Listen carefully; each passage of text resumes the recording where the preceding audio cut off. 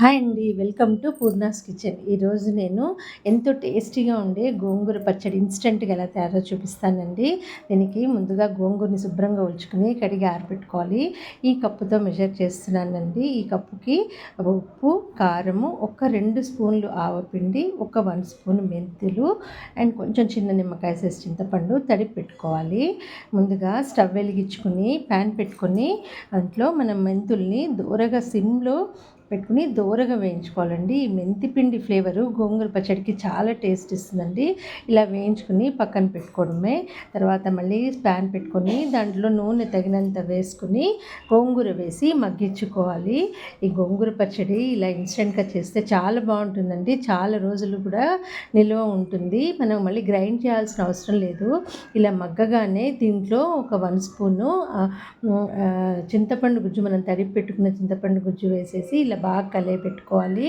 ఇలా బాగా కలియపెట్టుకున్న దాంట్లోనే మనం ముందుగా తీసి పెట్టుకున్న ఉప్పు, ఒక స్పూను పసుపు వేసి ఇలా గుజ్జుగా అయ్యేటట్టుగా కలియపెట్టుకోవాలి. ఉప్పు వేయగానే గోంగూరలో ఉండే వాటర్ కూడా బయటకు వచ్చి బాగా ఉడికిపోతుంటుందండి. ఇది ఇలా ఉడుకుతుండగా పక్క స్టవ్ మీద ట్రాన్స్ఫర్ చేసుకుని ఉడుకుతూ ఉండగా మనం ఈ స్టవ్ మీద ప్యాన్ పెట్టుకుని దానికి కావాల్సిన పోపుకి ఆయిల్ పెట్టుకుని ఇంగువ పోపు అండి.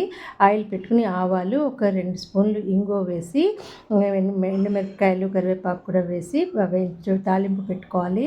ఇక్కడ ఇంగువ ప్లేస్లో చాలా కొంతమంది వెల్లుల్లిపాయలు కూడా ఇష్టపడతారు.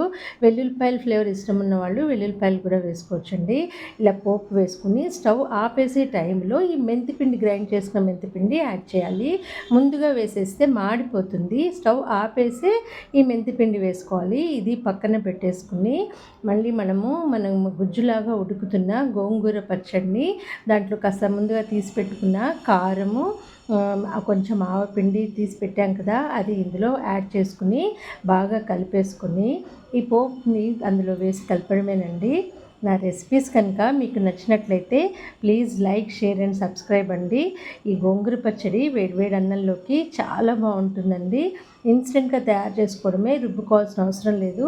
ఇలా మనం గుజ్జులాగా కలుపుకోగానే మనం ముందుగా పెట్టిన పోపుని ఇందులో యాడ్ చేసేస్తే నూనె పైకి తేలుతూ చాలా రుచిగా ఉంటుంది. గోంగూర పచ్చడి ఇష్టపడని వాళ్ళు అంటూ ఉండరు కదండి. చాలా బాగుంటుంది.